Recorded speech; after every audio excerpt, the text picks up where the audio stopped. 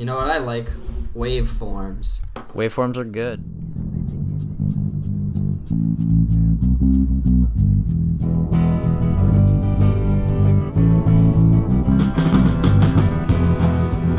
Alright. Okay, wait, listen to the cool sounds of the cracked seltzer. Ooh, that's a spicy boy. I've got wine. Glad we know what kind of podcast this is going to be. It's literally a glass of wine. Hello and welcome to the podcast. Hello All right, and welcome to the welcome. podcast. Fuck, let's do it again. Hello and welcome to the podcast. Eli, none of this is getting cut. You realize this, right? Excellent. All right. Hey, Eli, I have some really good news for you. What's the good news? I'm going to send you a link. You're going to really like it. Okay, great. I'm excited.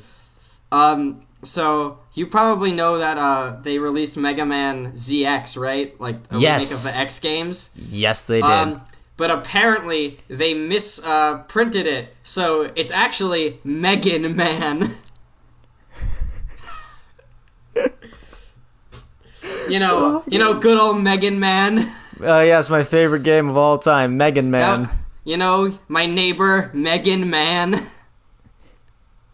Capcom's misprint woes. That is the best headline I've ever heard. So I think Megan that Man Zero ZX Legacy Collection. I just gotta pick that game up. So if you don't buy Megan Man, I don't think you're a true Megan Man fan. No, I'm fake as fuck, you know? Yep. I can't. So, Anyway, welcome to Two Other Guys. I'm Eli. Eli, how does that make you feel? It makes me feel like a fool. Like a bastard and a scoundrel. I mean, yes. Anyway, welcome to... How How many games are in the ZX? Well, it's all the Zero games, and then all the X games, and then all the ZX games. Wait, I don't think it's all the X games, is it? Well, it says Legacy Collection, so I'm assuming it's all the X games. I think that was its own collection. Oh, no, yeah, you're right. That is its own collection, because there are quite a few X games. But yeah, that's like the Zero 8 ZX X games. I think that might be around 7 games, if not more. The Mega Man X series of games is like the hardest thing to ever collect. I've seen them in stores, like vintage video game stores. They go for like, if you want to get like X3, it's like $300. And I don't know why. I guess no one bought them. Yeah, it's just I guess they fell out of print quickly, probably, since nobody was buying them. I mean, Mega Man X isn't actually that hard to find, but the other two, like I have Mega Man X, but the other two, that probably won't happen ever. Yeah. Oh, trust me, I know that feeling. All right, shall we? All right, let's do this. We already did that. I know. I'm doing the proper intro. Oh, do we have one of those? I think so. We solidified it last time, I thought. I liked it. I don't think solidifying it is... I don't think you can do something once and call it solidified. Well, either way, I like the way we did it, so I'm doing it. Welcome to Two Other Guys. I'm Eli, the other guy. I'm Jeffrey, the other guy. And welcome to the show. Before we dive into today's topic, we've already discussed one of our Megan Man news, I guess. Also, I'd like to point out that this was on a website called Nintendo Soup, which is definitely something I want to eat. Yes, absolutely. Eli, I have a philosophical question for you. Go for it. The band Bowling for Soup, are they bowling to acquire soup, or are they bowling on behalf of soup? Ooh, it's like asking if hot dog's a sandwich. I don't think I think this is a much deeper question than is a hot dog a sandwich, which the answer is yes, because it's on bread. Yeah. I like to think that they are bowling to acquire soup. You don't think that they're like soup activists? Well, now you're just throwing a wrench in the whole thing. I've never considered this. Yeah, because my brain's having a really hard time processing that statement. Have you never thought of that, Eli? Never, not once. Oh my goodness, this is incredible. Well, Eli, I'm about to blow your mind again, because right. I was playing Pokemon Go and I was trading Pokemon with myself, and I got a lucky Bonsley. And you know what I named it? What? Rocky Bonzoa.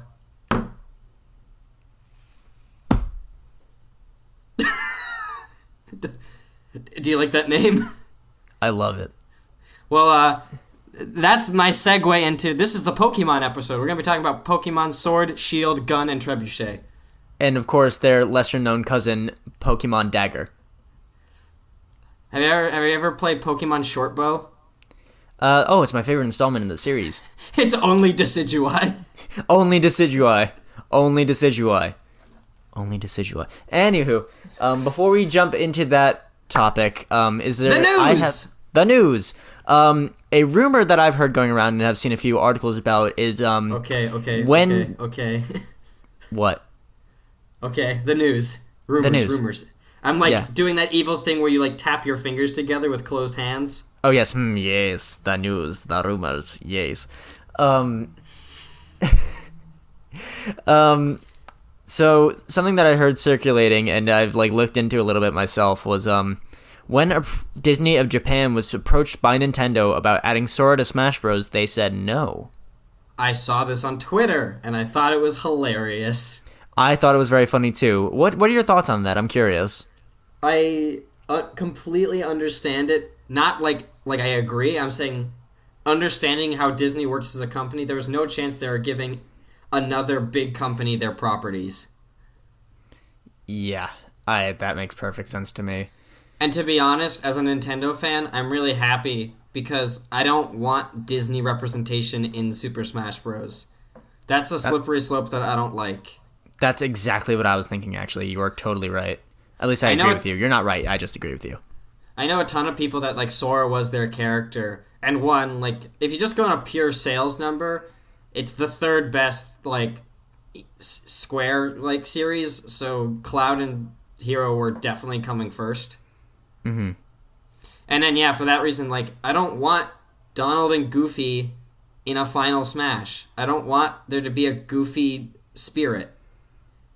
Because then anything could happen. Yeah, because I totally agree. That's a slippery slope. Of course, I feel bad for, the people that really wanted Sora as a character. But honestly, there are legitimately two characters that I would always... When people ask me, what characters do you want in Smash, there are two that I feel like I have to mention that I do not want. One of them being Sora, and the other being Minecraft Steve. Yeah, can't handle Steve. I want Minecraft Steve as a Mii sword fighter costume. I think that would be great if, we got, Master Chief or something as, the playable character. But unless we get another Microsoft... I don't think we'd get another, Microsoft rep, because that would come in a Microsoft wave, I guess. And we've already gotten that with Banjo Kazooie. I mean, maybe, but... I think that those probably sell them a lot because I don't buy Mii costumes, but I bought Cuphead and I bought Sans, and I've never even played those games, so I feel like if they did it, you would make a ton of money. If they added a music track for it, I think I would definitely buy it, because I bought Cuphead and Sans for the reasons. It would be Sweden, metal remix for Sweden. Or Cat 18 metal remix. Yeah, Cat 18 metal remix. Okay. Someone get on that right now. Somebody send that to me. I need, someone on the Smash Brothers music team to listen to this podcast and get on that now. I need to hear a hardcore version. No, it needs to be, ska. Yeah, there we go. Anyway. I think they shouldn't add music, from Minecraft. I think they should add all of the parody Minecraft songs from 2011. Ah, yes, perfect. Because, those are cool again, right? Right? Yeah. Those came back. Creeper Aw Man, and you know what I'm saying? Okay, if Creeper Aw Man was a playable track in Super Smash Bros., would you think it's the best or the worst game ever? Whew. I would say that my, very essence as, a human person would be shaken to the core. But also, I would be this shit bumps. I mean... We got Megalovania in. That is a pretty penultimate meme song. But the thing is, it's... When you add That is a song Sans, from the game. That is a song from the game, and literally his boss fight music. Yeah. It's what else are you gonna add? What, fucking Battle Against a True Hero? That's not the character. What are you gonna add? This song that might play when you fight Sans? There is a track in the game called that, by the way. Or like the fucking do do do do do do do do do do do. I mean, like yeah, what the it's hell are you gonna definitely- add? Well, it's also just the most iconic song, but I feel like we can just. I mean, why is "Last Christmas" by Wham not a song I can play on Summit? Oh, damn, you're right. Related to another Smash Bros. DLC character, guess what I've been playing or played a little bit of? What have you been playing? I downloaded the Japanese demo for Persona 5 Scramble. Really? Yeah, I made one of the. I just like you can make a Nintendo account from that's Japan and then access that eShop. Oh. So I played it, and I will give you my sense. I played it for about like a half hour, a little bit more than that. Right. I think I actually was playing the game for about 7 minutes of it, and the rest was dialogue that was in Japanese. Yeah, I could see how that'd be a little annoying. So, the feedback I give on that, one, this game has a fucking story. It's like actually like long, like lots of dialogue with the characters, and it's not a level select game like Hyrule Warriors. You don't just like go into the next level and then it starts playing some and then starts playing, the story. Like this game is paced like a regular game. Like When's it coming out in the States? Is it ever coming out in the States? the game, yeah. The demo at like the end of the month. Okay. Yeah, I'll keep an eye out for that. That sounds fun. So I've been playing it. It's a little bit hard for me to keep track of the controls just because like the icon in the that like tells you what each thing does. Like I see the button icon and then Right. just Japanese characters, so I don't actually. It's hard for me to remember, and it's not exactly the same as Hyrule Warriors, which is the only other like Warriors game I've played.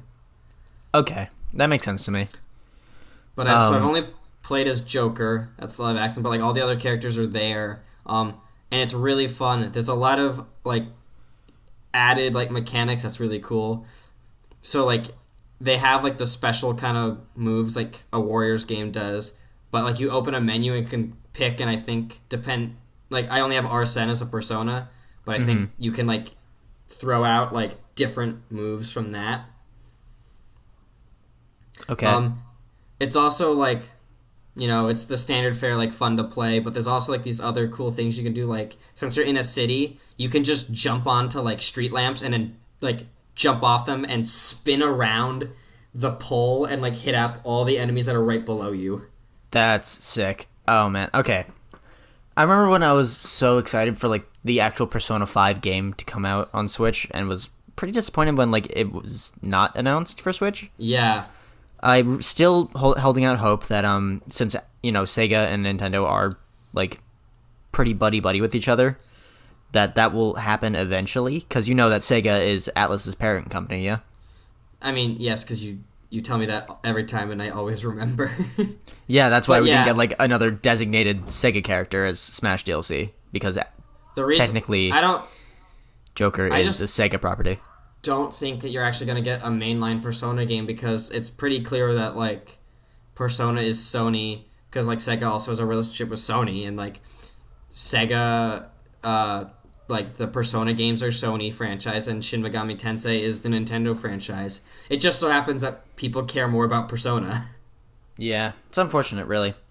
Though you can play with a Joker skin in Shin Megami Tensei Tokyo Mirage Sessions Fire FE Encore #Singy game. That game is a really long title. Especially when they made it a re-release, so then it has to have like definitive edition also stuck on the end. Yeah.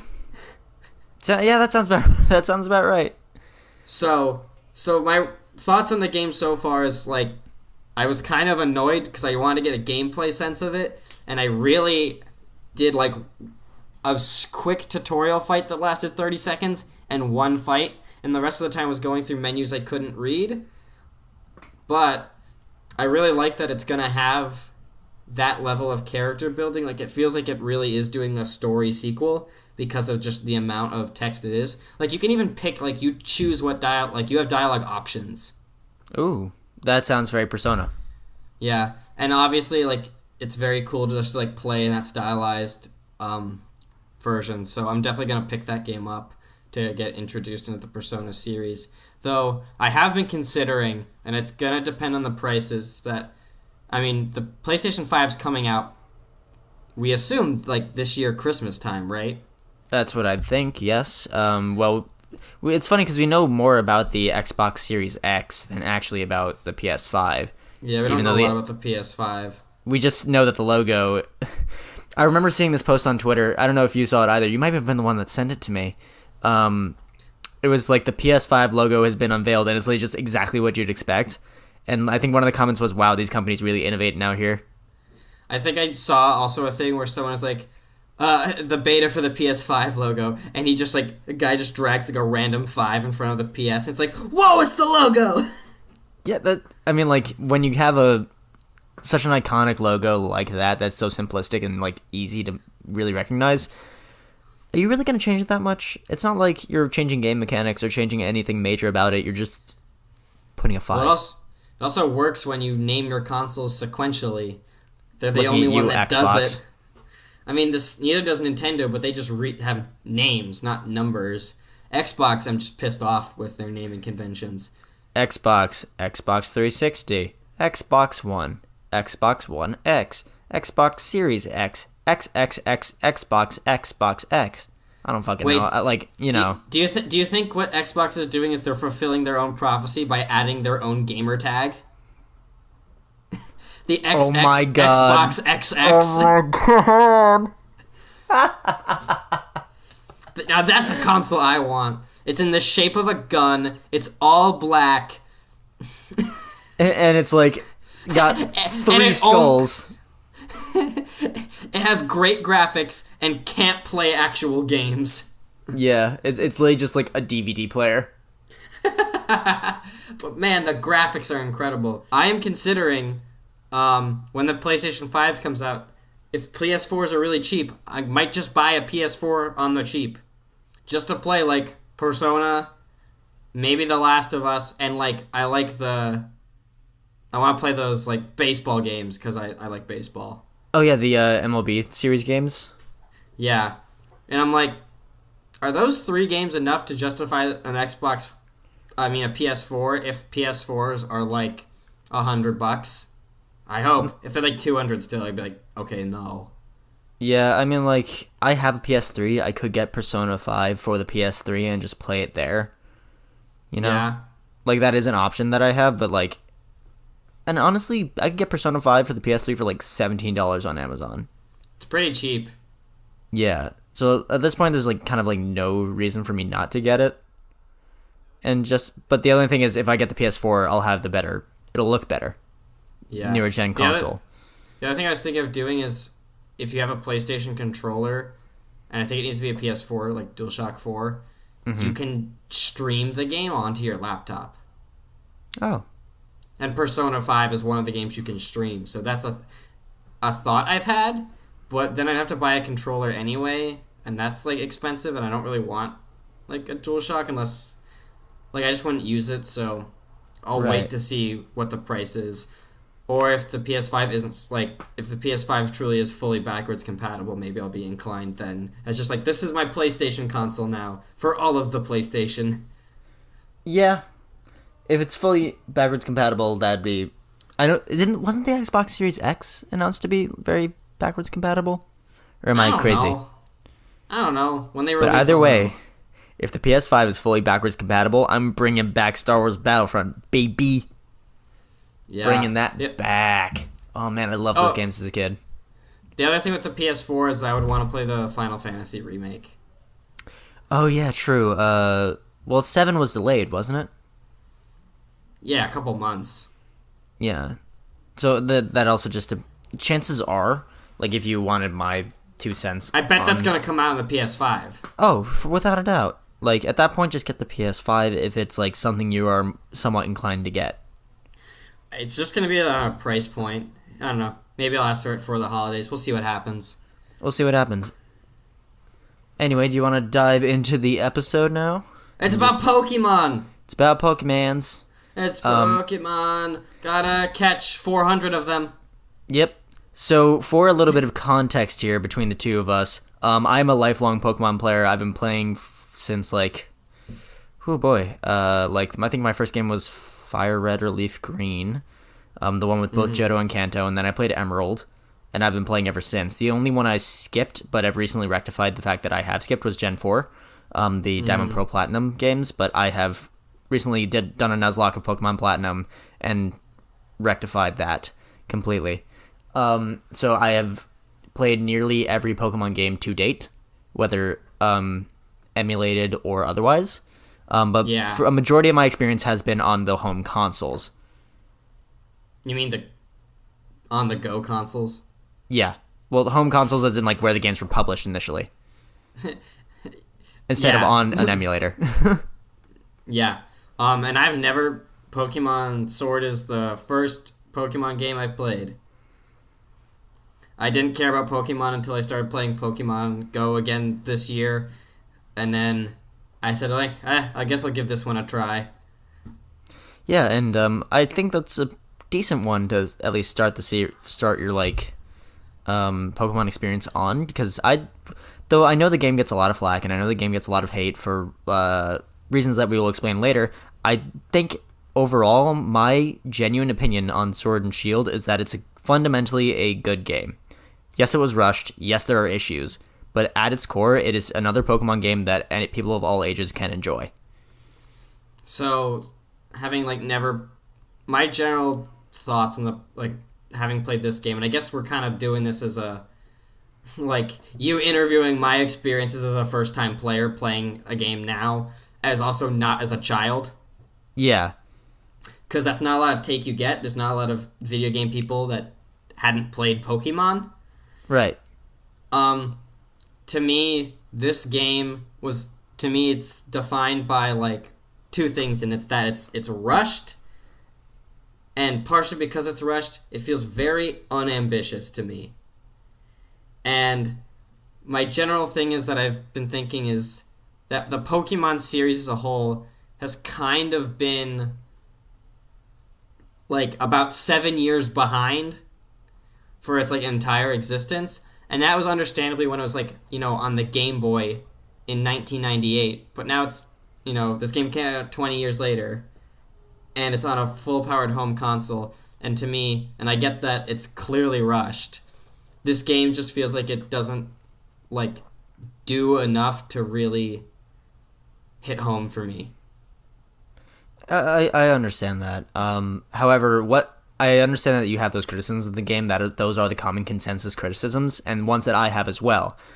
What have you enjoyed about the game, though? Like, what about the series have you enjoyed? Well, there's a lot of things that I like in this that are new to the series. Like, to me, I like that the Pokemon are around in the overworld. To me, that's makes this game a lot more fun. You know, I consider myself like an RPG kind of player, but I haven't played a lot of the old school ones. I've played a lot more in the Xenoblade realm, where your enemies exist and you can see them, and that's kind of what I prefer. So I like that a lot with the Pokemon game. And I I felt like I liked some of the routes I enjoyed. I kind of like that style of finding things and, like, stumbling upon new Pokemon as it goes on that were, like, different and interesting. I liked the post-game a lot. I thought the post-game was kind of the only story that interested me. With the aptly named Swordward and Shieldbert? Exactly. I thought that was, like, really fun. And I generally like the environments of the game a lot. Like, I think it's, like, has a pretty strong, like, grasp on its setting. Mm-hmm. And I also felt that the way that the gyms were presented as kind of this sports theme made a lot of sense to me, and, like, felt pretty, like, it made the gyms feel pretty good, and it justified them, like, being in the world a lot better than my, like, brief time in playing Platinum after this, where they just kind of were there and you're like, why are they here? Mm-hmm. And obviously, there's like still just like the mechanics of Pokemon, while limited, are still just generally fun. Right. So I enjoyed just that part of it. The other thing I like is I actually like a number of the newer designs, like the designs of this generation. Can you give a few specific examples, just out of curiosity? Because I know I you're a big fan of the Score Bunny line, because that was the starter you chose. Yes. So I chose Score Bunny, and it seemed like everyone was hating on Score Bunny, and then when the game first came out, and then everyone realized how cool he was. I absolutely adore all three versions of Score Bunny, Raboot, and Cinderace.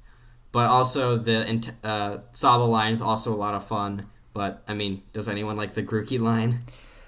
I have a friend of mine that is, like, they have picked grass-type starters the entire time they've played Pokemon.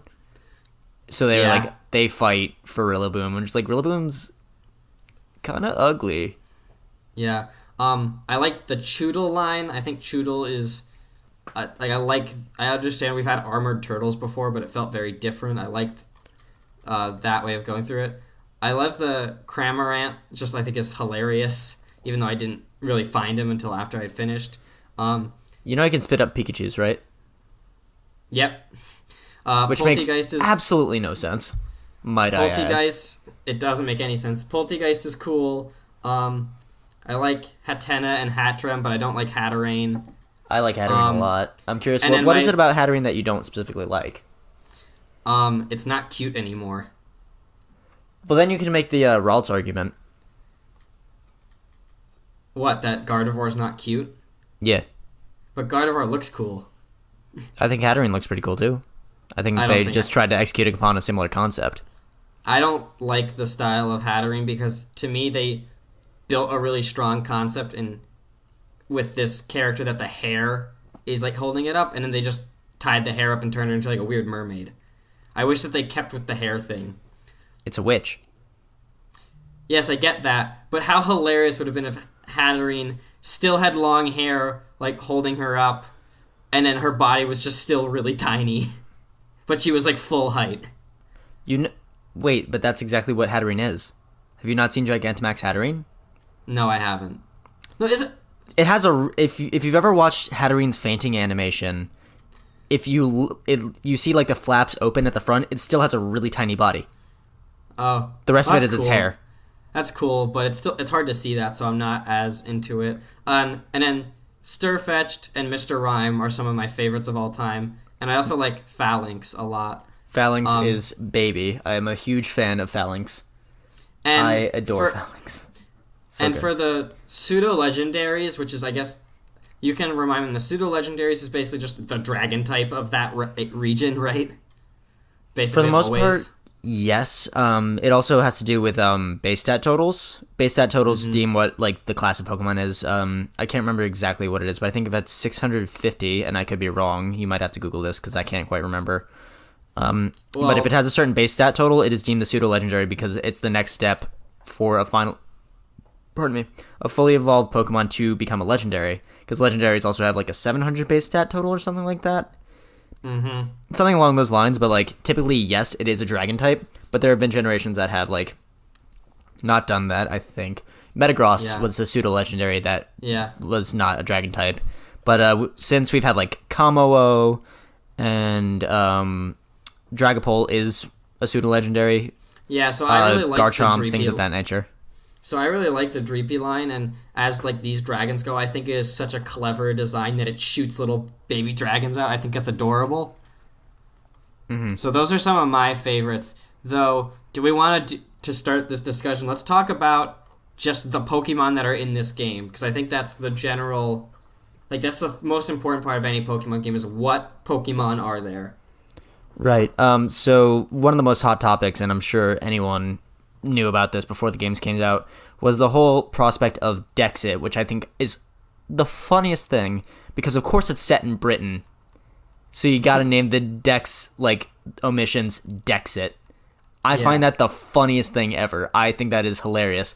But a lot of people like had a lot of their favorite Pokemon cut. Like my favorite Pokemon was not included in this game. My favorite Pokemon being Scizor was not included in Sword and Shield, which was disappointing because Ever since I saw Scizor for the first time, I've had a Scizor on my Pokemon team every single game. And if I couldn't get one in the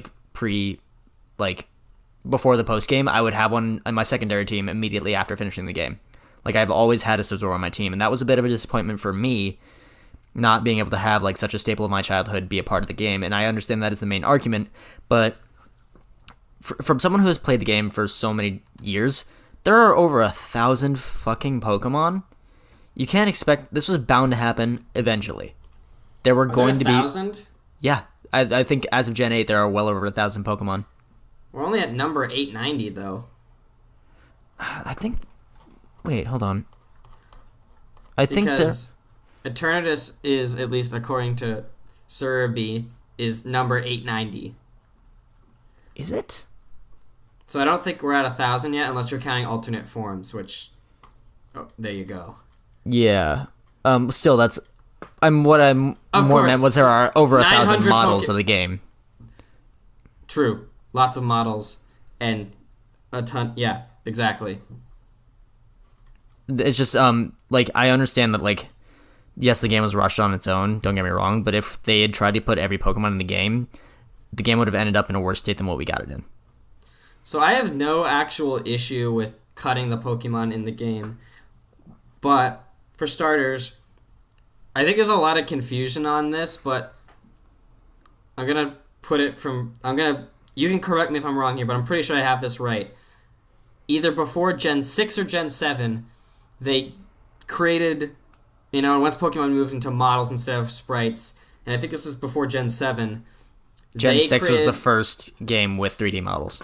So I think they did this around Gen 7, is they made super high-res models of every Pokemon so that they didn't have to make more, and then they could just scale them down for whatever game they were making. Right. So there exist very high-res models of every Pokemon. Already, they are done. And they weren't, and this isn't a 3DS model. This is a full HD model. And when Sword and Shield came out, people had access. Someone has found these models or has access to them, and they compared the Sword and Shield models to them, and they're identical. So basically, what that means is the argument that it would take development time. Obviously, you have to give everything values and implement it, but the actual essentially time it would take to model it and stick the model in the game, just blatantly that's not I can't see that as an excuse, because that literally isn't what happened. They could have just done it.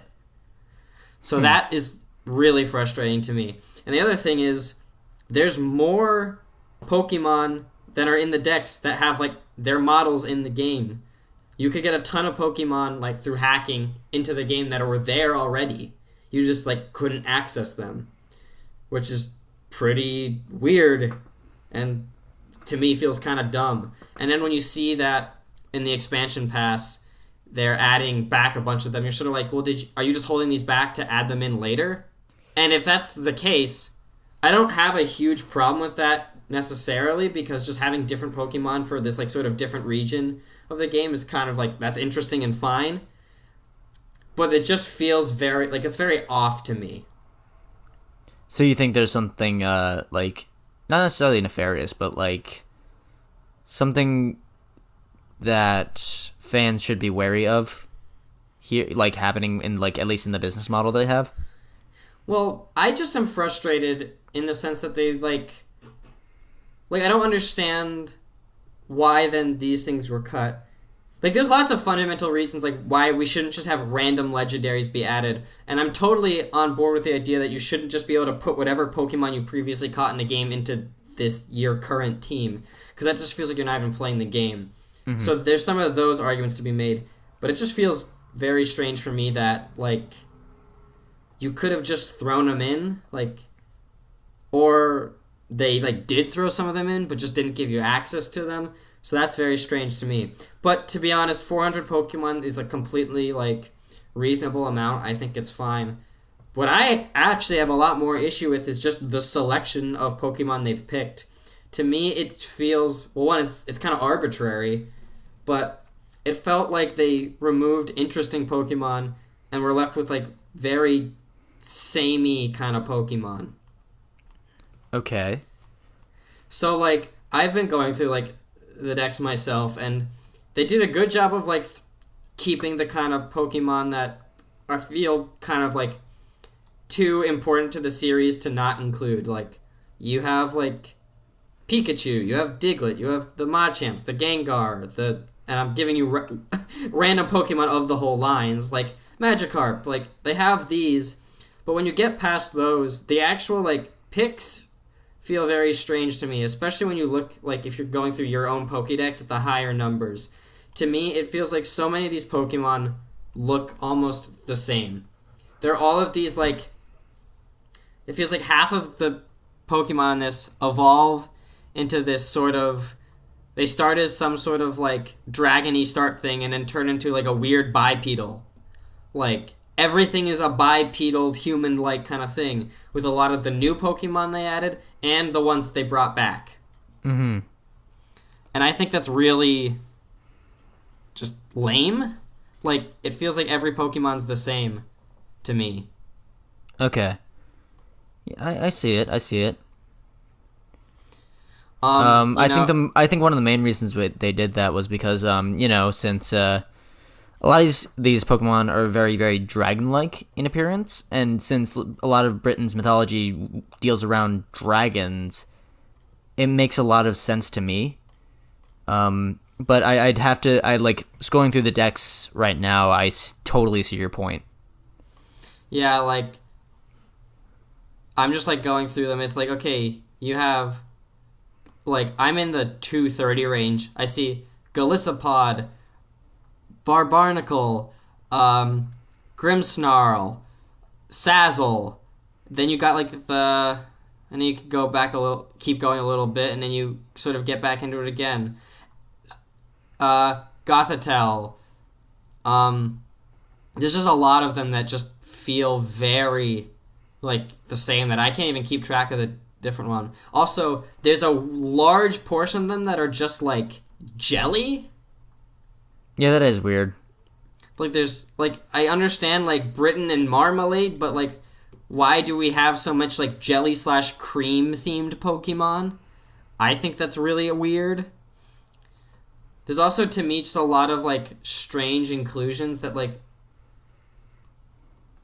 throw me off. Like I don't understand why Quillfish made the cut. Like, and it's arbitrary, but like I wish they would kind of stick with then more like franchise or like Pokemon that have like interesting fill niches. Like it just feels random and hard to get behind.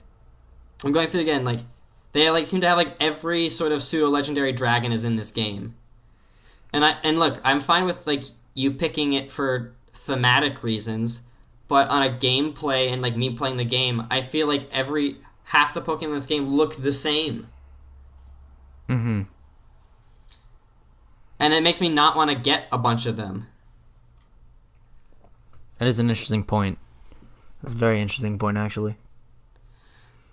So I found that just like not particularly interesting to me. Like I just was like wish there was more variety and stuff. Especially in a game that has so many iconic designs. And also why that, like, I know you've said this to me before, and this is like one of the things I agree with you the most on. Why the hell is Maractus there? Why Maractus? Like Maractus, there's a cooler cactus Pokemon. B, what deserts in Europe? Exactly. It just feels so arbitrary what got thrown into this game. And like, of course you need like a desert area that's like a given for most ground types to be even included in the game, but it just felt so out of place. Yeah. So to me, this entire just decks, our 400 Pokemon we got, are just overrun by like dragon Pokemon, bipedal human-like third evolutions, and like goo. Literal goo. Yeah, okay. So that just made it really not interesting to me, like, because I wanted more dynamic Pokemon. I was just scrolling through and seeing that like the Magnemite line wasn't in here. Why was that not in here? Like, if you're going like that, could be just as thematic with Britain about like industrializing.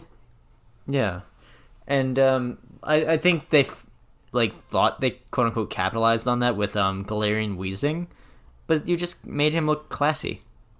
Also, by the way, I think Galarian Weezing is completely mistyped. I don't understand why they made him fairy to be good, but there's nothing fairy about it. It should be either steel or fire. I think it should be steel poison. I don't even think that's a thing that exists yet. So that would have been really cool. There might be a steel poison type, but I can't remember. Sounds like that would be a legendary. Maybe. But I could be wrong. Well, I think, yeah.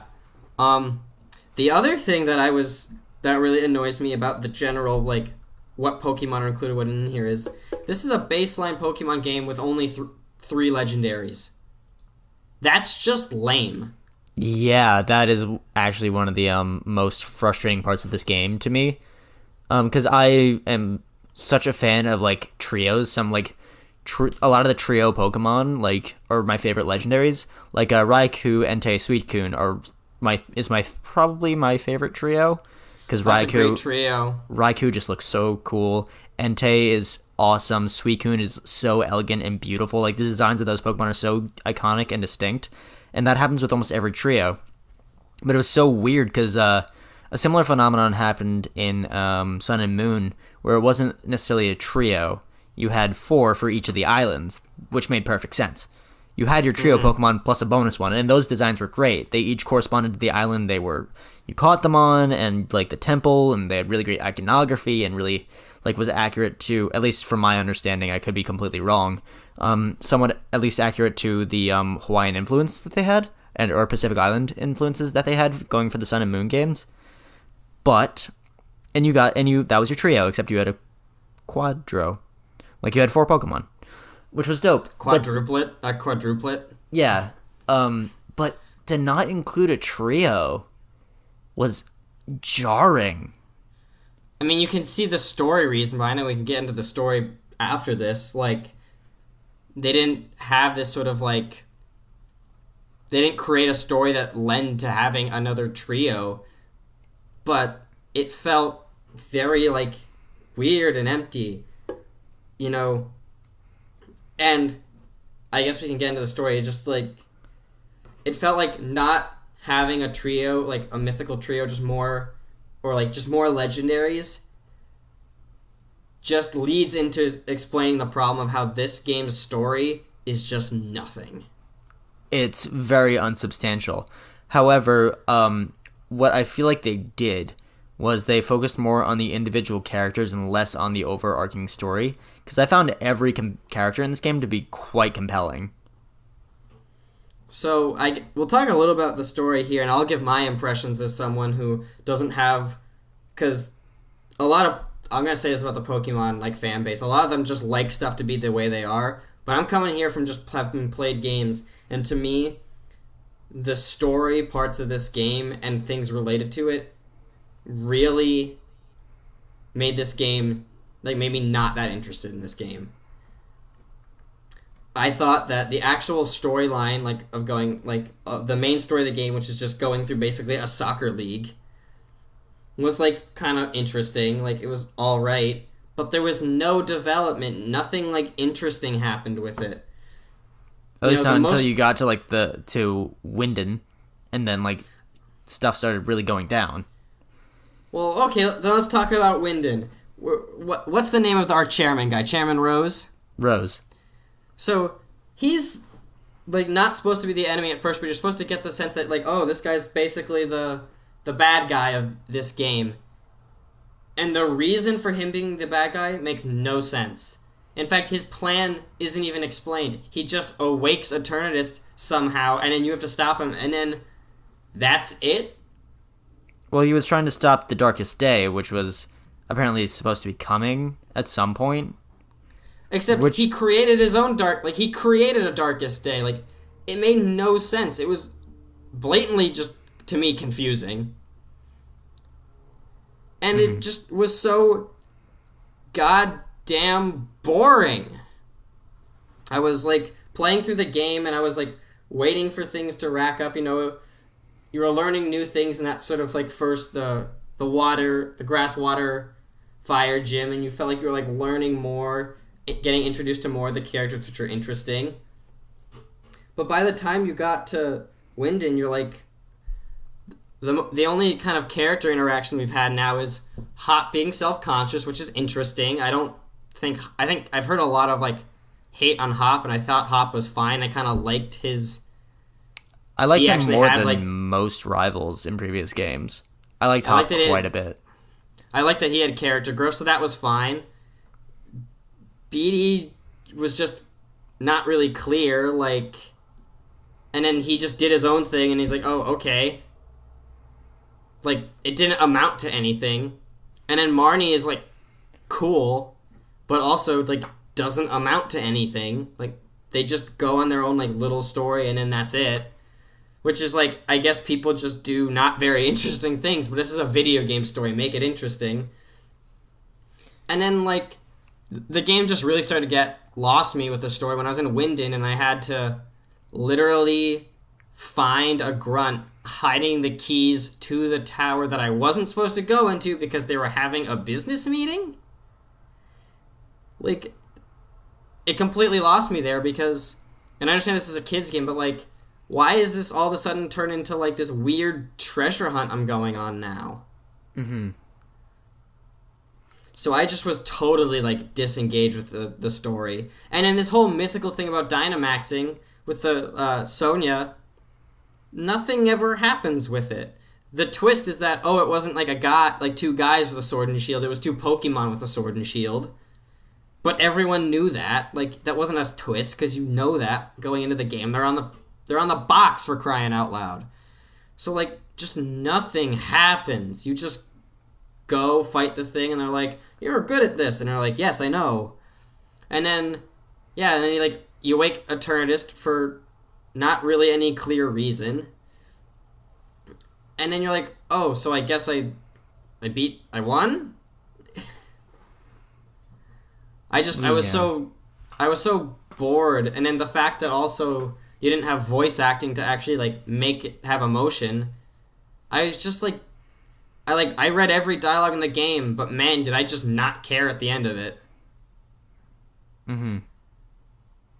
And I understand Pokemon is about collecting the things, but it's just still an RPG. If you're gonna have a story, make it a story. Yeah, like, there's something for a player to want to engage with. I did not engage with, like, basically anything that was happening. Because you, like, didn't know what was going on. Yeah. I understand your point.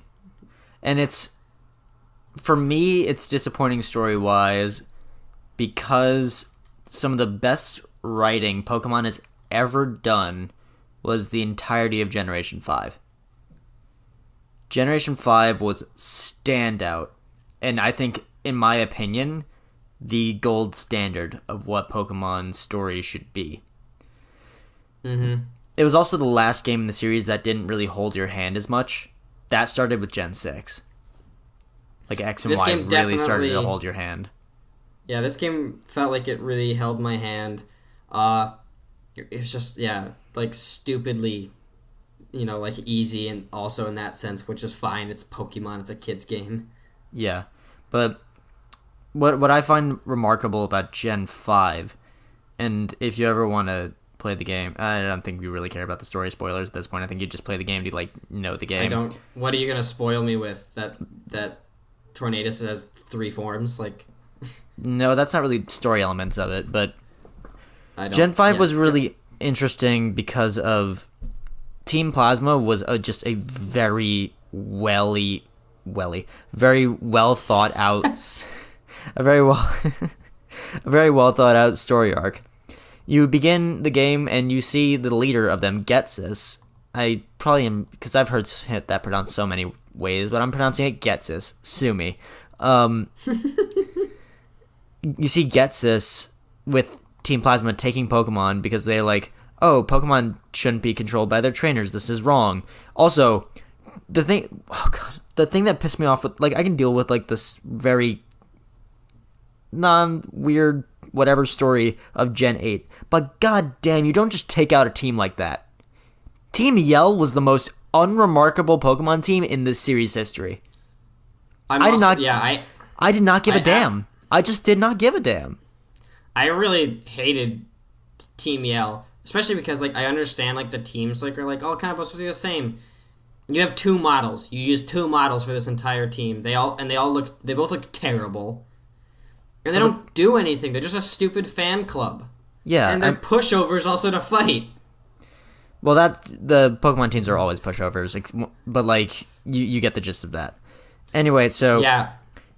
Gen 5 was just, and then you had N, this guy who was like this Pokemon prodigy, and he could like talk to Pokemon and like not have to catch them. He'd just like befriend them on his own, and he was like raised by Team Plasma and gets this.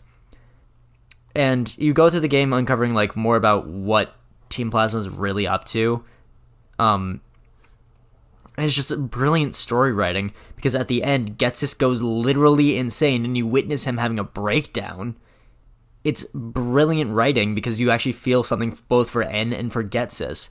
Though, you know, N turns out to be a really good guy and helps you catch the legendary. Depending on your version, you either caught Reshiram or Zekrom. Might I add, brilliantly designed legendaries. And you give a damn about the characters. You care. Yeah. You find a reason to keep fighting Team Plasma because you know Getsis is crazy. And you need to stop him, otherwise everyone's going to lose their Pokemon.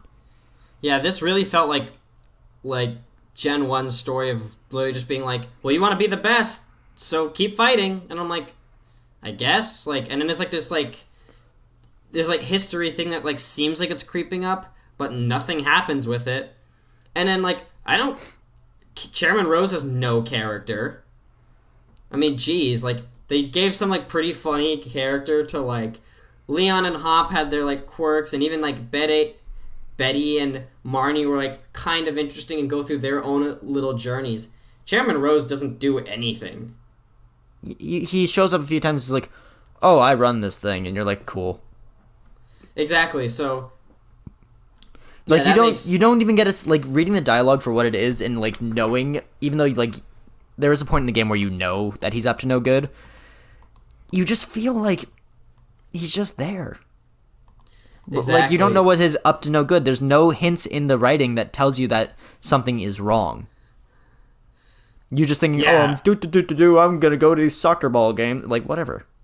I suddenly don't care. But... And then... One of my sort of thing is... Oh, go ahead. Thank you. On a more positive note, there were some incredibly compelling characters in the game.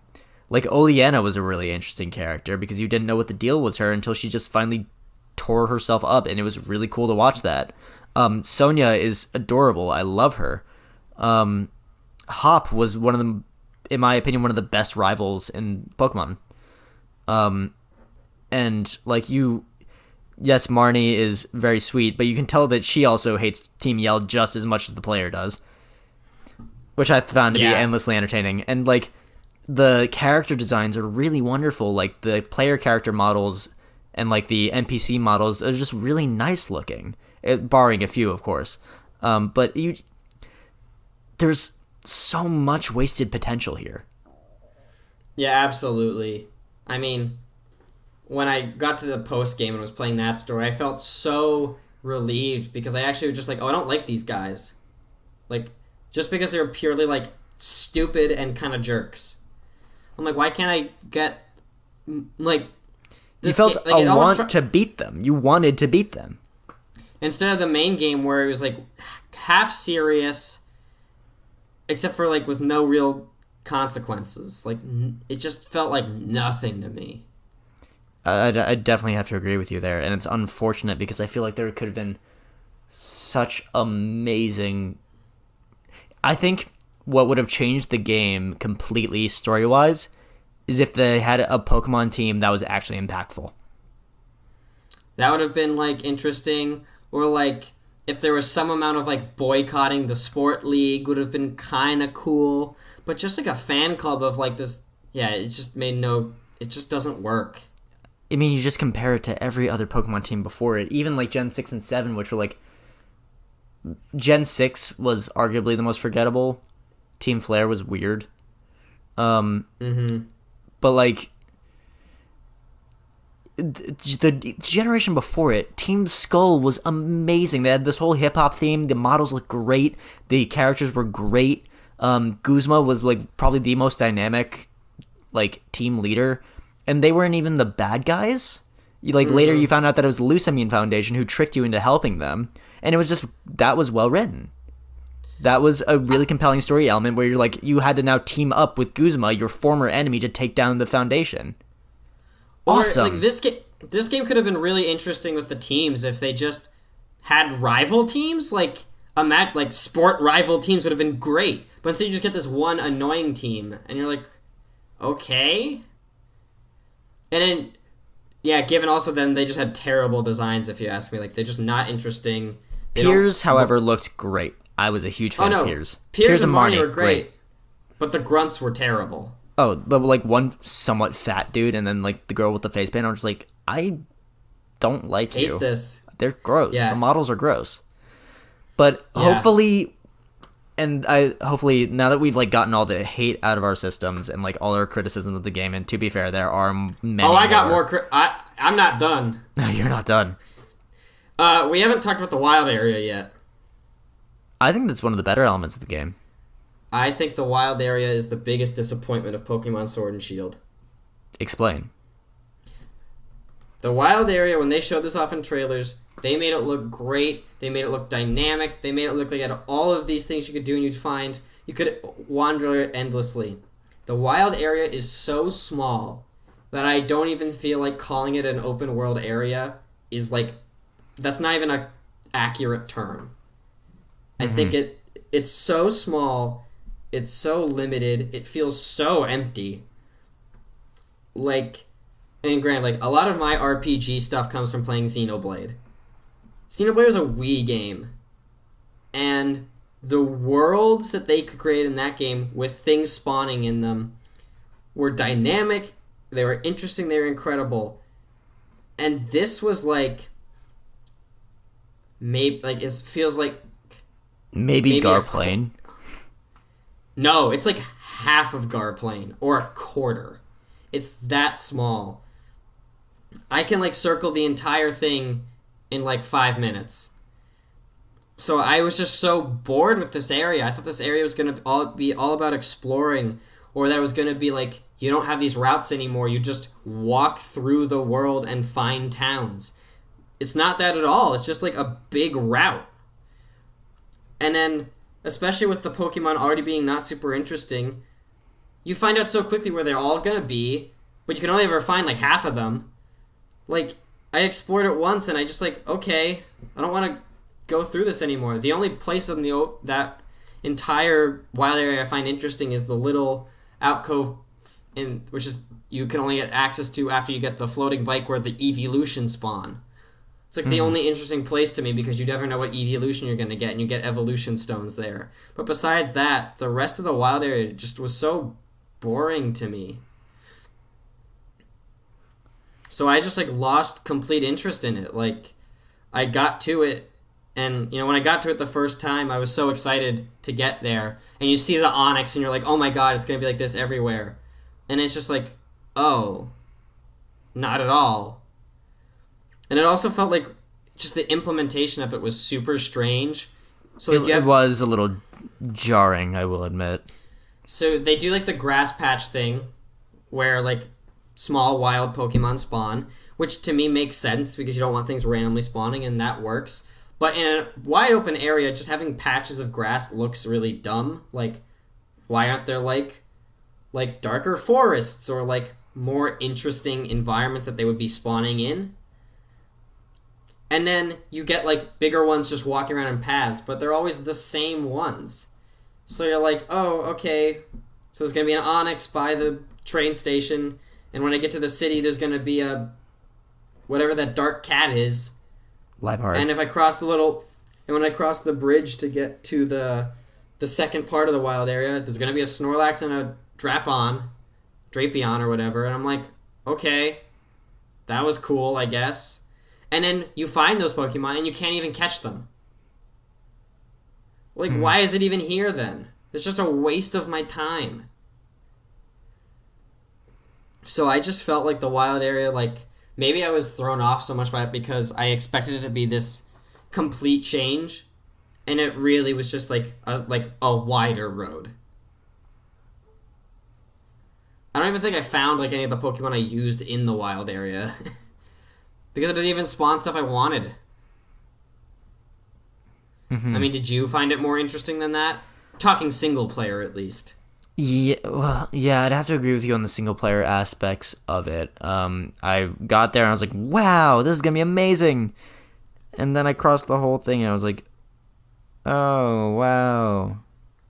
Like, that was mediocre. I thought it was gonna be like, this is gonna be so big that you will find different, like, biomes in it. That's what I expected it to be. Oh, wait, no, the weather just changes and changes very slowly, and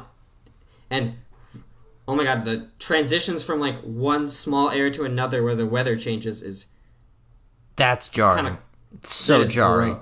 It's so gross. It's like, really, like, that's the best you could do? Like, and like they don't even bother to like put like some clouds or like make that area look different. You just walk into it and all of a sudden, oh, it's dusty. Okay. And it doesn't even feel like it changes anything. So then the game just turns into like this weird hunt. So basically, like, the wild area for me turned into like I would find a thing, want to know where it would spawn, and then just wait for the weather to change, which would take forever. I would literally just, change the date because that would change the weather. Like, if you're... And that to me just tells you all you need to know about the wild area. The wild area is so limited that I have to change the date to refresh it to make it interesting. You have to manually reset your game to make this area, like, engaging. I think, the more I think about it, the more I think that this entire game, on a baseline, there are two words that sum it up completely. Wasted potential. Yeah. It felt like they put in these ideas that if they went all the way with would have been so cool. And that's why I'm really excited about how the DLC is going to be just wild area-like, where you just walk to things. Yeah, especially, which one is it? It's the ice one. Crown Tundra? Crown Tundra is really going to have fully co-op wild area, and that looks amazing. Also, like, I don't even understand why that wasn't even the idea in the first place. So, like, how come in this game, to get to the second wild area is about gym badges? How come it isn't, like, in the story, like... How come it isn't that there's actually just a river there, and somewhere in the story you have to find a Lapras? Like any other Pokemon game. Like, how cool would it be is if those wild, like...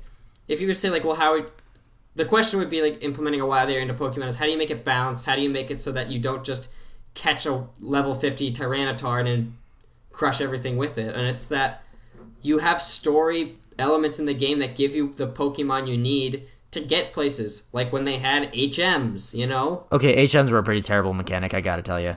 You never really played a Pokemon game with HMs. They suck. They suck. But it doesn't need to be an HM, but like, oh, I can't get to, the wild, like, this open world area is blocked by a large river that I can't cross. But in the story, I'll get a Lapras that just has that a bit, like, that, and you can just use the Lapras there because that's what Lapras does. I mean, if you reference Gen 7 a little bit, that's what they did. Exactly. You got this Pokecaller thing, and you were called certain Pokemon to come help you. You got a Machamp to help push boulders. You got a Lapras to go surfing with. You got a Charizard to fly you places. That was cool. So I feel like that would have been so cool to put in a fully open world thing so that you can limit, like, very specific areas that you need to limit for later in the game or until you find a certain thing. Mm-hmm. I definitely think that would have been much better as a whole. Like, use the Pokemon for, like, cool things like that. And you could be, like, really, like, creative with it. Like, certain places, like, you could have different rivers, but, like, some rivers, it's like, oh, this river is deep enough to have your Lapras, like, come out and help you. But other rivers are, like, too cold for the Lapras to swim in, so you need to get, like, a Pokemon with Ice Breath to, like, freeze, a way across. You could make it really different. Mm-hmm. And I think that would have been like just a really cool way to like implement this into a larger, make the whole thing open world. Just make towns exist. Yeah, unfortunately, like we've always said, it's just everything about this game has been so unbelievably rushed. Yeah. So I would like to see that. I'm glad that's what the DLC is doing, because that's just like I really wanted this to be like very open, very exploratory. Like it's 2019, it's 2020 now. Like I know open world games aren't as popular as they were a couple years ago, but like we got Red Deads, we got GTA 5s, like we have Breath of the Wild, and then this is what you come up with your open world adventure. It just doesn't cut it. It really doesn't. And it's unfortunate because Pokemon is such a beloved franchise, and to see a lot of lifelong fans, including myself, sort of turn away from the series because of recent events and because of this game is disheartening. Well, and then I think the biggest one for me on that whole thing also comes down to is in the past, in Gen 6 and 7, they added things, like, and they were gimmicks, but to make, like, the series feel really interesting and, like, different. And it was Z moves and Mega Evolutions. Two amazing mechanics, and they kept Mega Evolution in Gen 7. They completely got rid of it in this generation. I was like, what? And they replaced it with a lesser version. They replaced it with Gigantamax, which is worse. Considerably worse. It's so lame. It's like, cool, you got this weird opportunity to redesign Charizard for the fourth time. Hold on, wait, hold on, I gotta think. So you have Classic Charizard, you got Mega Charizard X, Mega Charizard Y, Gigantamax Charizard. That's 4 forms for one Pokemon. Yeah. I'm like, really? Like, we don't need this.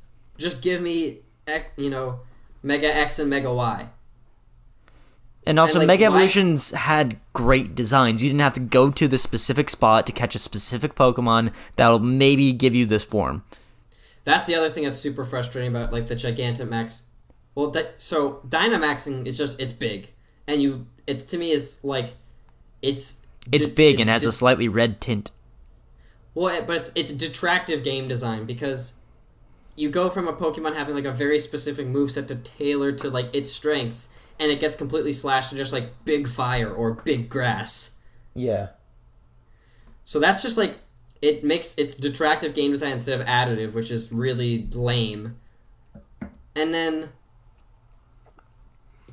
so it becomes different if you get Gigantamax, because you get a different form, but you don't even know if you're going to get one. They're super hard to find. You basically can only get them by doing max raid battles. That's literally the only way to get them, which is completely separate from the story, which is, like, really strange.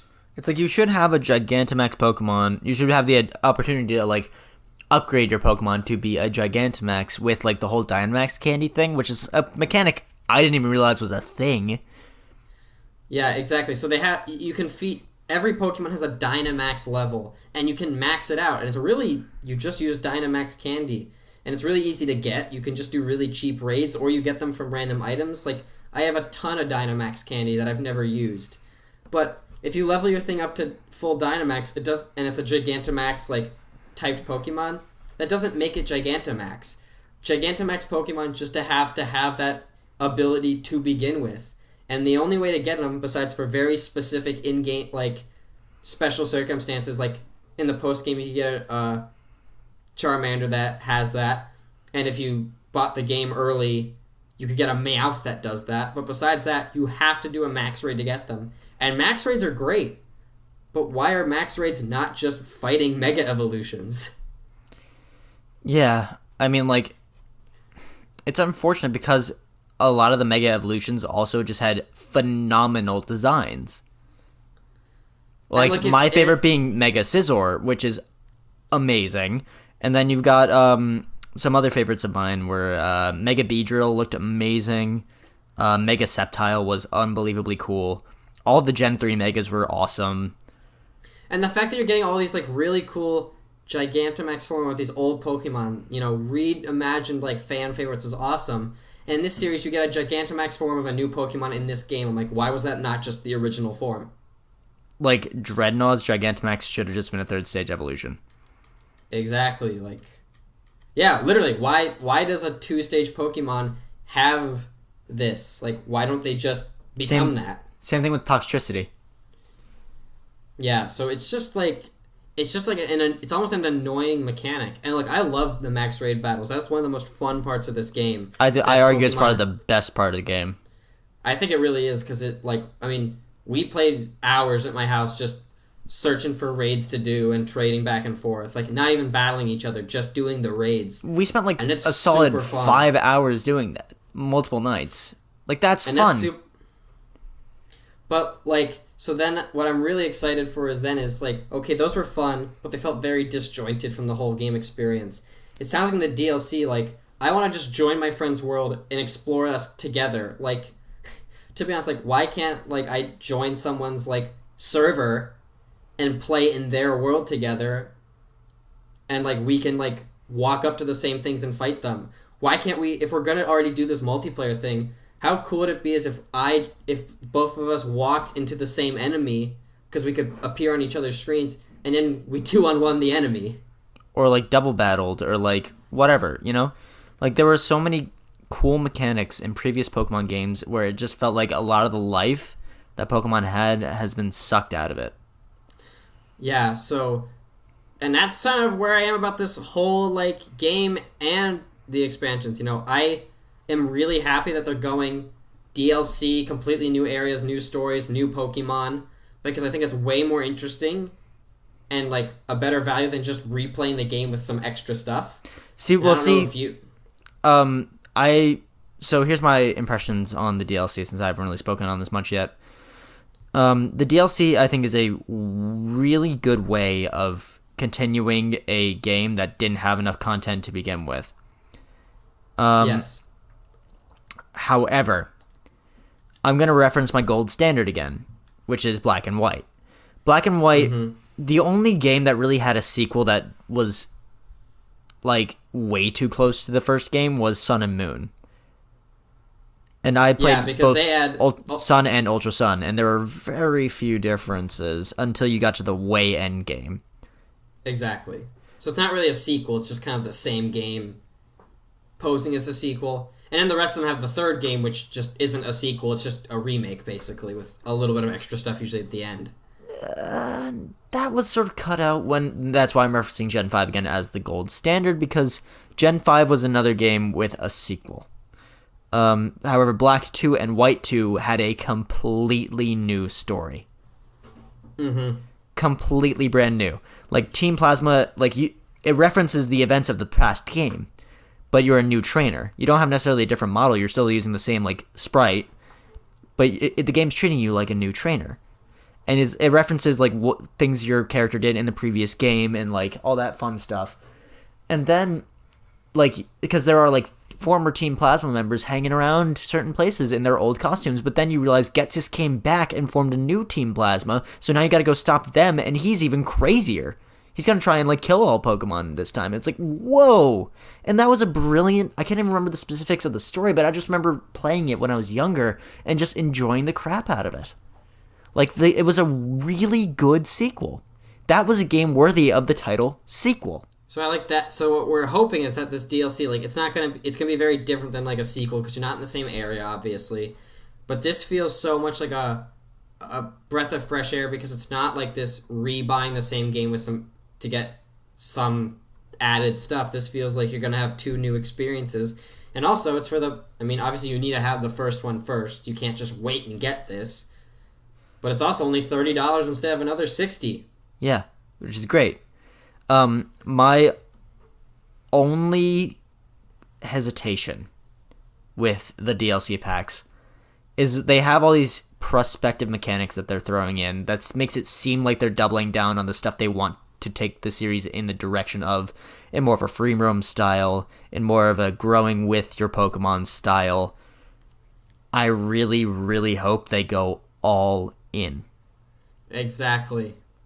I really hope that, like, they are not pulling a single punch with this. I hope they are, like, almost ditching the old formula completely. Yes, that will cause Yeah. some backlash. It will, because the Pokemon formula has proven to be successful time and time again. But if you keep the base battle elements, the base story elements, and the whole prospect of being the best trainer you can be, and then just building on top of those core concepts of the game that has been built on since the foundation of this series, you will have a successful Pokemon game. Well, especially when half of like a lot of interesting things about Pokemon was using your Pokemon to explore the world. Do that with open world. Like, what are we losing? Routes? I mean, if you really want routes, just make there be a little route between the open world area and like where the city is. But even so, like, who cares about routes? Like, just divide the open world into sections and then call it a section. It's the same idea. Pokemon, the same kind of Pokemon will spawn there. But yeah, like, make this an open world game. Make this a free roaming RPG. Make it feel like it's a full scale RPG and not, you know, literally like someone's not tic-tac-toe, rock, paper, scissors game. Yes. What Pokemon tic-tac-toe, how would that go? What would that be like? Charizard, Bulbasaur, That's it. and War Turtle. I don't know. Well, tic-tac-toe only has... Oh, just in a row? I don't know. Well, anyway, so yeah, I hope that this goes full scale. I mean, we know we're getting, like we're getting some sort of Reggie thing. It looks like we might get, like, Galarian forms of... We're getting birds we're getting two new trios. That's what it We're looks getting like. the Galarian form. We're getting new trios. We're getting the Galarian forms of Zapdos, of the legendary birds. of the legendary birds, and then we're getting 3 completely new looking Reggies, Yeah. which is awesome. Why wasn't this in the base game? These are So that's the whole issue with this DLC, though, and Pokemon's always going to have this criticism because of how they've run it is, but why isn't this just in the base game? Why do I have to, like, get all this extra stuff to do this? And granted, like, Pokemon itself, like, it does meet, like, the playtime requirements. Like, it definitely has enough to be, like, a full game. But it does feel some of this, like, were you just holding this back for us to get now? another component of the fact that it was rushed. Exactly, and I'm like, so you rushed out the game to then have this, like, other thing release a little bit later. And I'm, like, you know, and I think it's cool that, like, different Pokemon are there versus here, and I hope that there's even, like, a sense in that, in the DLC that, like, maybe don't use your original team. Maybe, like, train some new things. And no, Jeffrey, I don't think you understand. I need to use my level 91 Morpeko. I mean, I'm sure you can, but that doesn't sound as fun. I know, I'm messing around. For context, it was like 2:30 in the morning. I had a bunch of those extra large XP candies, and I had a Morpeko that was just a very, very strong Morpeko. It had a good nature, it had the whole shebang. I just used 30 of it, gave it like 600,000 XP. It went from like level 40 to level 91. It was hilarious. Yeah, that's the thing. Is like yeah. So like, it was so much fun to play like multiplayer Sword and Shield, but just like goofing off with it. I really hope that with this DLC, and this is probably going to be the thing that will like determine like if I really want to get it or not, because I'm not sold on getting it because I don't really know if I want to play more of this same kind of thing again. Is I want to be able to like actually do more of that multiplayer stuff that they started with these raids. Like, let me walk around with my friends in the same like world. Like, I'm sorry, like Game Freak, maybe you're too old or like still only know how to like do sprites because you clearly don't know how to animate. Ooh, like, yee. Like, I'm sorry, like Nintendo, Pokemon Company, you are rich. You are the richest media thing ever. Like, you are the richest franchise ever. Hire some more people and, like, do this right. Like, hire some coders who know how to do stuff with networking because it's not that hard to make a server and make your friends show up on your screen. Because guess what? Mario Kart can do it. Yeah. And you know when they could have done... And getting Mario Kart to work in real time is a lot harder than making your things walk with no hit detection, really, like your two guys, and then get into a turn-based battle. It's not that hard. You are rich, figure it out. And, like, make this game feel like make this DLC feel like it came out in 2020, not like this was a GameCube game. Right. Because I'm sorry, like, this game, like, besides the little bit of multiplayer battling I was doing, is a GameCube game. it doesn't live up to the modern standards of any game, really. And it's unfortunate because this is a series I've grown up with and have come to love. And to see people that I want to enjoy this experience with me, because chances are, no matter what happens, I will probably play Pokemon until this franchise dies. I love the games too much. I've loved the series too much. It's a staple for my childhood, how I grew up. So I can't say that I'll necessarily give up on these games, but I just really want people to enjoy these experiences as much as I do. And you want this game to modernize with the times so people are actually interested in playing it. Exactly. Yeah, I want the game to modernize, but also keeps the element, like, keep the turn-based battle system. Yes, that's staple. That is the Pokemon series. That is, in my opinion, the good design, the adorably designed creatures, the turn-based mechanics, and the world design is what makes a Pokemon game. Anything else is fair game. Yeah, really. I mean, shake it up. Experiment. I had more fun with Pokemon Tournament game than I did with Sword and Shield. Really? Yeah. And it doesn't even have a story. Nope. Well, neither does this game, but... Yeah, exactly. But it felt like a modern execution on something that I enjoyed. And I love Pokemon Tournament.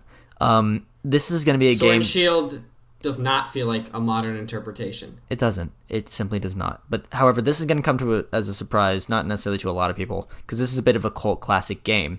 But Pokemon XD Gale of Darkness for the Nintendo GameCube was like basically Pokemon Coliseum upgraded into what felt like a full Pokemon game. And I loved it. Love it to this day. That's what a 3D Pokemon game should be. Yes, there was no like open world wild area. Yes, that wasn't really a thing because it was more like, oh, you go battle things, but it had a compelling story. It stuck with the Pokemon formula. And that was it. I enjoyed that game immensely, but then again, that's back on the GameCube era. They need to modernize, this is true. Just really small quality of life improvements would give the game so much more life. And it's unfortunate because you know that they have enough money to make these things happen. Maybe not in the timeline they want, but they can make it happen. It seems like they just literally like haven't hired young enough staff to figure out how to do these things. Like the animation is appalling in this game, like of like some of the Pokemon. They didn't even like when like Sonia's dog like gets the elevator to work. They don't even animate it. They just cut to black. Like you can't do that in a modern game like this. It's unfortunate. It really, really is, because I want to love this game. I simply do. I want to love it. But then Dragon Quest comes around and you'd rather play that. Yeah. I've been playing Dragon Quest XI. I beat the story in 50 hours because I was so hooked. That game was unbelievable. Because it was a completely modern interpretation of a classic game. And I loved every second of it. If Pokemon can do that, make a modern interpretation of their classic game, is it the most highest grossing video game franchise in the world, or is that still Mario? It depends what metric you're going by, because Pokemon is the highest grossing like media thing, but that's talking like everything it makes, plushies, anime, games, toys, all of that. Right. So it beats that, but for actual like video game sales, I'm sure Mario beats it because of the sheer number of Mario games. Yeah, but like you got what I'm saying. For something that's so beloved, and for you to treat it in this way, and by you I mean Game Freak, for Game Freak to treat it the way that they have in this most recent installment breaks my heart. Well, you can also just see that, like, and to be honest, like, I don't believe that Game Freak is that good a developer. Did you see the other game that came Little out in Town 2019? Hero crashed and burned. It is, like, an appalling game. It is, like, it doesn't make sense. It has bad mechanics. They don't know how to, like, make assets. Like, random indie developers create more assets than Game Freak is capable of. i.e., Hollow Knight. Exactly. So, yeah, it's like Game Freak needs to get some younger people in their door and, you know, actually like learn how to develop and animate a game. Like Right. it's that simple. And I hope that with the DLC it's a little bit better. They go full with the modern techniques, and I want to play this DLC, but like I haven't bought it yet because if it's kind of just a continuation of what Sword and Shield is, I just don't want to spend another $30 on it because I don't feel like playing it that much. Now, now that we've really like vented our complaints with the game, I have something I want to bring up. Okay, what's up? Temtem. The I've seen Pokemon-like it. RPG that is literally sweeping the internet. And I'm tempted to get it. I'm very tempted to play it. It's $20. I feel and it's not that expensive. I've heard it's a really fun game. I mean, it seems like a lot of people are interested in playing it. I've seen it around. To me, I just don't want to learn like the new ins and outs of like who battles what, but it seems like it's getting lots of good reviews, and I don't know if what they've done to make it better than Pokemon, because from what I've seen, I've like watched maybe one video on it. It really just looks like a different Pokemon. But well, I mean, I'm curious because if it's challenging Pokemon in this way that it has, it's got. I mean, that was the kind of like now you're gonna get to that point where it's like literally an indie developer can like make what feels like a more fleshed out game than Game Freak can, and Game Freak's gonna have to realize like, oh crap, I gotta make my game better. Yeah. But however, something that I do find interesting, because you really like this whole co-op element of Pokemon, Temtem is 100% co-op. Every aspect of the game is completely cooperative. It's so smart because Pokemon practically from the first game was a co-op game because kids would talk about it on the playground. Effectively, yes. When we were in first grade, I remember Eli and other people talking about Pokemon and like pretending to play Pokemon. I had no idea what was happening, but I knew it was Pokemon. So like Game Freak's just gotta like step it up, especially if like an indie developer with Temtem is showing that it's not that hard to do. If they can do it, Game Freak can. So I hope that it sounds like that's what the DLC's gonna do, but Fingers crossed. That's all we can really say is hope. I'm gonna wait till it comes out and hear other people say, yeah, this works. Until then, I don't trust Game Freak enough to make the product I want to buy. And until then, I'm gonna keep playing Pokemon Go, which already has more Pokemon than Pokemon Sword and Shield in it, and that's a free game. Yeah, it's a level of absurdity that eventually the fans are just gonna turn their back. It's gonna happen, and I don't want to see that day happen. But what are you gonna do? If a company does not want to put enough effort into a beloved franchise to make it worthwhile, you're going to lose everyone. You're going to lose your entire fan base. I mean, look, you take it from me. I was interested in playing this game, and I bought it before I really got the reviews of it. I'm not buying another Pokemon game that, until like the reviews come out and people say like, yeah, this is worth your time. And that's just like where Pokemon it is for me. Like, this isn't a game that like when Mario comes out, I don't care what it's gonna be. I'm just gonna buy it. When a Zelda game comes out, I'm gonna buy it. I'm not gonna do it with Pokemon. And I grant like I'm not the biggest Pokemon fan, but the fact is that series, it's not doing that anymore. It used to. It doesn't now. Mm-hmm. Well, I think that's a very solid place to wrap up the episode, because it's while Game Freak most likely definitely will not hear us talk about this, I think that this being the general consensus among fans, because as a lifelong fan, I'm heartbroken. As a new fan, you're disappointed. I don't think that's a good outlook for Game Freak to have going forward, and this could all change with the DLC, but until they really prove their mettle, they're going to keep losing interest in the game. So I think that's a really good consensus of where we are with the Pokemon franchise. I mean, yeah, really, it seems like this game is being like developed from people by people 10 years ago.